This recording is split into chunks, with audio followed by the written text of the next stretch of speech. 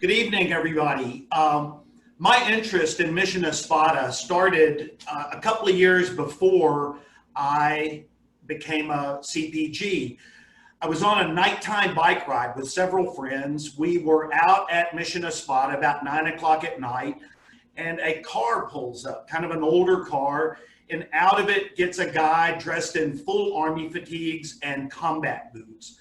Well, I was a little concerned because we're out in the middle of nowhere in the middle of the night, but it turned out that it was Brother Jerome, one of the Franciscan friars who took care of Mission Espada. He was responsible back in those days for the gardens, and they had beautiful gardens and a lot of cats. Anyway, he was so kind, and he offered to let us go inside and take a look at and talk a little about the history of the inside like that. So I'm going to tell you a little bit about that. This doesn't have to do with the mysteries, but up on the altar, you see three statues. You see Jesus over here, and if you look closely, you can see kind of crinkles in his arm. Well, he walks up there and bends the arms of this statue.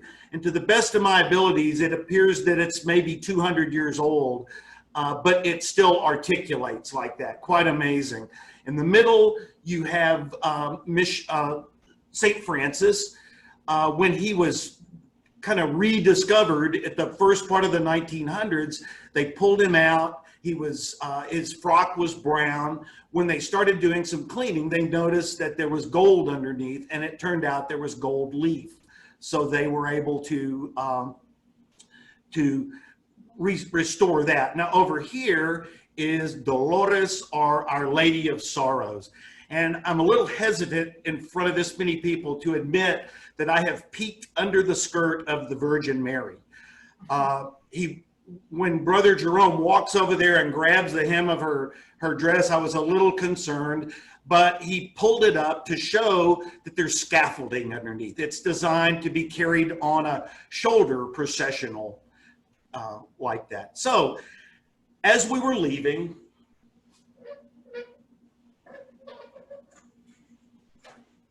he locks the door, walks a few steps, turns around and points to the arch.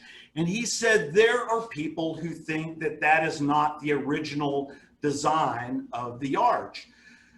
Well, I hadn't thought of that. I'd always been told it was a Moorish arch, and it looked pretty Moorish to me. Here's several examples of that kind of arch. It's called a Herradura arch, or that Moorish arch like that. And that's a pretty convincing version of it right there. I didn't have any trouble with that. But it got me to thinking and looking and asking questions. So I did this. It's a magnetic board. It's all mounted on foam board with an actual picture. So let's strip a few things away and see what we get. When you look at it like this, it is kind of questionable. But before we address what is going on there, I thought it'd be nice to fill in a little background information. 1740, a young Mason named Antonio Tello came to San Antonio. He was hired by the College of Querétaro, the Apostolic College, to come here and build stone churches at the missions that they ran. That's all of them except for San Jose. He was he seemed to get a lot done. He came here, he had churches started at all four of the missions. He's even credited with building the aqueduct. So he had foundations at all the missions, and at Espada particularly, he had the big foundations of a large church. And when I say large church, I'm talking about the size of Valero, Alamo, or Concepcion, a large church. And they were in the ground, 4 foot wide, 4 foot deep, very heavy duty foundations. Walls had started to come up, and he had started the sacristy, which is what we consider the church now. But the sacristy had started to be built. Also in 1744, Antonio Teo was having an affair with a young woman named Rosa Guerra. And it gets a little convoluted, so I made a little lover's triangle to try to help keep it straight. Antonio Teo was having an affair with Rosa Guerra. Rosa Guerra was married to Mateus Trevino. Mateus Trevino had been away on a trip to Mexico. He came back, he discovered the affair, he told his wife, forgave his wife, but told Teo to never have anything to do with her again. Several days later, he told Trevino how sorry he was. He wanted to give him a gift, something to show how sorry he was. And he had a young calf he wanted to give him. So he meets Trevino about dusk. They walk out towards the corral. When he gets into the woods, he pulls a pistol out, shoots Trevino in the side, point blank, and beats him over the head with the pistol and leaves him for dead. Well, unfortunately for Teo, Trevino did not die immediately. He was able to drag himself in. He was able to get to a friend's house. They called the alcalde, the judge. The judge came, the scribe came, and thus began a very interesting murder investigation that was carefully written down, that was carefully stored away, and was carefully translated. And so we know everything about this. It's a very interesting deal. Anyway, at the end, they determined that he had indeed killed Trevino, and that when they went to arrest him, he was gone. He was nowhere to be found. Well, the fallout from that immediately was that all the construction at all the churches ground to a halt. Eventually, the church at Concepcion was finished, probably because it was considered the headquarters of the Querétaran efforts in this area. But none of the other ones were completed like that. At Espada, the friars went on and finished the sacristy right after he left. The dimensions on that, we know from an inventory, were 15.5 feet wide by 38 feet long, like that. They ended up building it up and putting the top on it. In the process of building it up, they did something that made a difference down the line. So I'm going to introduce you to several vocabulary words here. Corbel is one of them. A corbel is a beam that's set across a church so that the choir loft can sit on it. It's usually in the back of the church. So you have these big 4-foot thick walls. They'll build it up to a certain point, put these big beams in there, build it up. So you have this thing set into these masonry like that. The other word we're going to talk about here in a minute is transepts, and probably you've heard that before or you know it. That's the little side things on here that that make it look like a cross like that. Anyway, so they finished that part, and that served as their church for almost 40 years. There were other efforts. They never ever built the big church that was planned to be attached to that. There was another church. If you go to Espada and you walk towards the restrooms from the church, you'll see a foundation in the ground there. That was an attempt at turning another building into a church, and it was a failure. It was going to collapse, so they took it apart. So anyway, for almost 40 years, that served as their church. It wasn't until the late 1700s, 1785-ish, that a man named Antonio Salazar came to and expanded the church out, did all the work that basically is what you see today.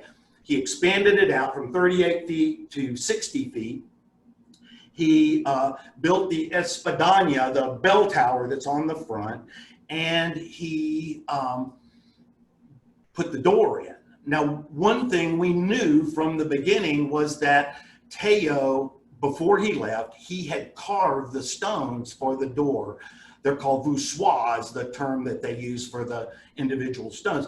We know that those were carved and were not ever used, probably put in storage. So the speculation is that when Salazar decided to build the doorway, he was able to utilize the stones that Teo had done. So let's back up a little bit. Let's go backwards. Let's see if we can figure out what the arch that Teo built would have looked like. So over the years, there's been multiple suggestions. One of the early ones, a guy named Eugene George, who was like the mission guy back in the 60s and 70s, had this theory that it was there were these missing wedge parts, and if you did it, it would be this beautiful Herradura arch like that. The best solution was probably the simplest, and that's that the bottom two stones, voussoirs, were simply swapped and rotated. So watch what happens when we do that.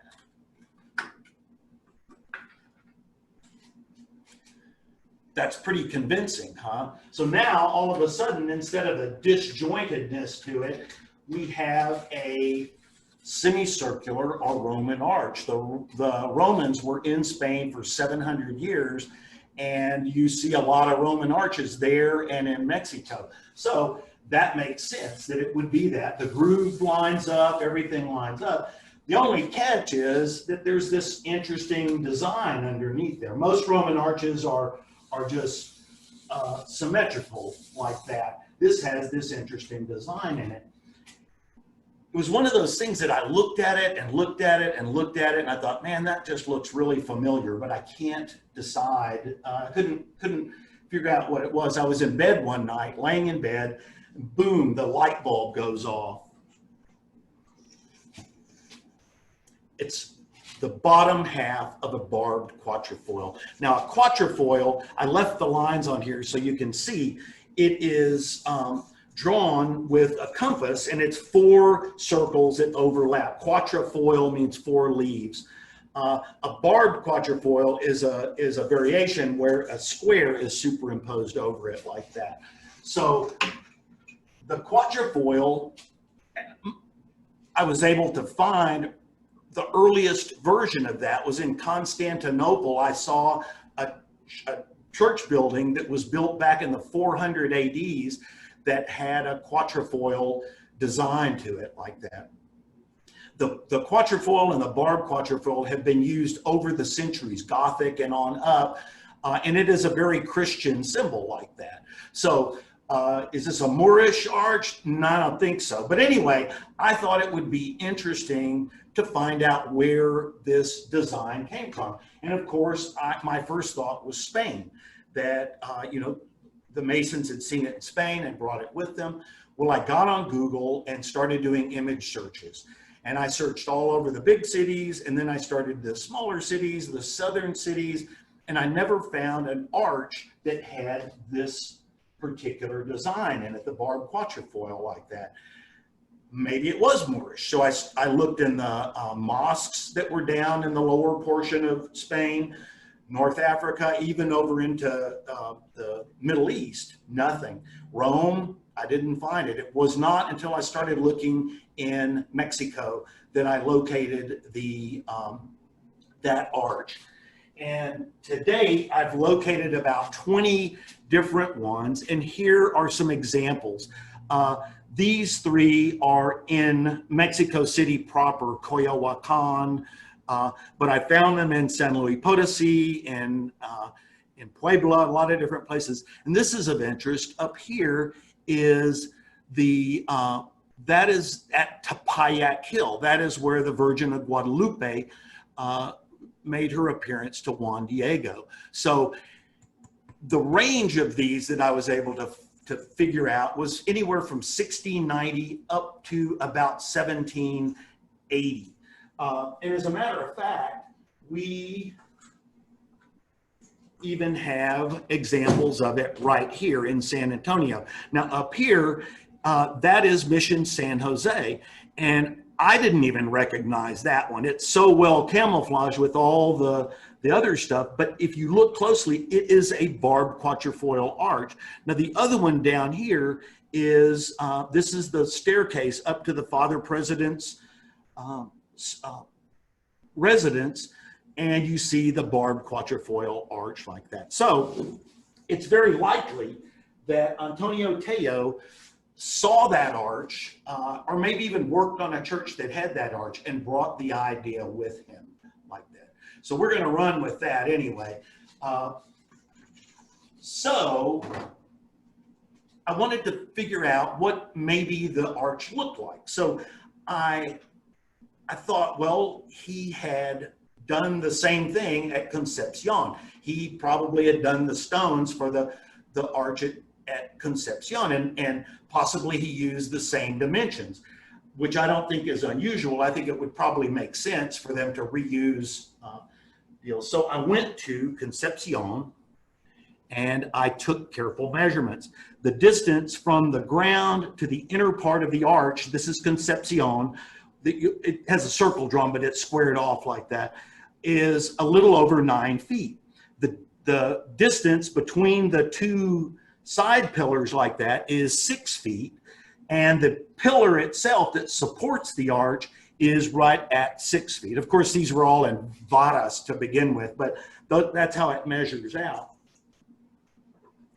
Well, a good start to that analogy is that when you unfold this arch, this is all scale, the distance between here and here is 6 feet, which is exactly the same as it is at Concepcion. So let's do something here. Let's go ahead and move it up to that higher level. And again, it was a big church, so probably it was going to have a big door on it like that. So we move it up to that 9 foot, and with the help of my neighbor, Kent Rush, who may or may not be here on this, I was able to Photoshop several columns to kind of demonstrate what it might have looked like.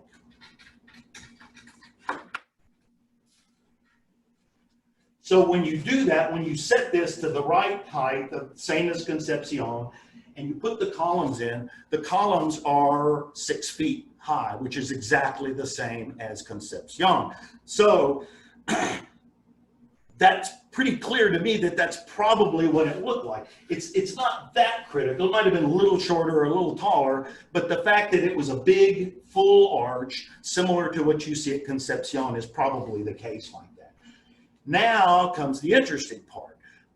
How did it end up where it was? Why was it so much smaller? What were the reasons for that? Well, of course, we don't really know. Antonio Salazar didn't leave notes or anything, but we can make speculation on what happened there. One, remember we talked about the choir loft. It had this big beam there that he probably didn't want to fool with. He didn't want to cut that out to make a big door like that. So the easiest thing would have been to drop the height of the door below the choir loft. So let's look at that.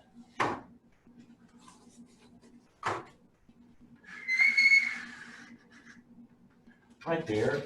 And in order to do that, if they were going to do this, they would have had to shorten those side pillars. And indeed, by looking closely, you can see that's exactly what probably happened there. Here, possibly they cut it wrong or something and had to fill in with brick, but it's been modified. The other pillar, you can see where the break is, same place, but for some reason they didn't have to do that. So that would account for getting it underneath the choir loft like that. Could have left it just like this. Maybe there's several reasons he didn't. One, it's kind of a squatty looking arch. It's not a real aesthetic looking arch like that. The other factor, and probably more importantly, was this wall right here was 4 feet thick. He was going to have to bust through a 4 foot thick wall. Now, when they build a church, the wall goes up in conjunction with the door. So that's not a big deal. You just build around it and keep going. But he was going to have to bust out a big, heavy amount of 4 foot thick wall like that. My guess is that he laid these stones out, the voussoirs, and came up with a very clever solution to his problem.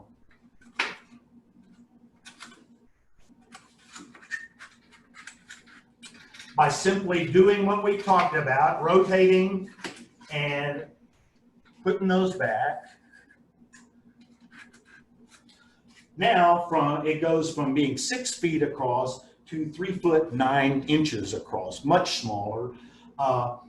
And one of the things that Brother Jerome said that I thought was interesting is that this is a problem for funerals, because you can't get a coffin through with while the pallbearers are holding it on the side. So this is my solution to the mystery of the door at Espada.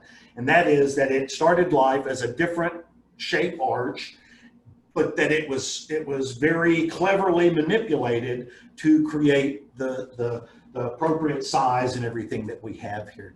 Now, the next thing, I don't have any doubt about this. I think this is pretty clear to me that that's the case. The next thing, though, is a little more interesting, or not a little more interesting, a little kind of a different thing. It's where that original church was. So one of the things we know is that as a sacristy, it was going to butt up against the transept, and there was a door that would lead into here.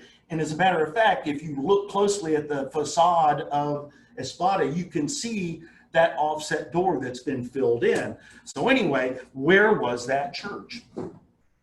One of my go-to authors on the history of the archaeology and architecture of the missions is named James Ivey. He wrote a book called Of Various Magnificence, and it is awesome. He was the park archaeologist for a long time, and he's a very thoughtful guy and came up with some really interesting ideas, translations and stuff that he did.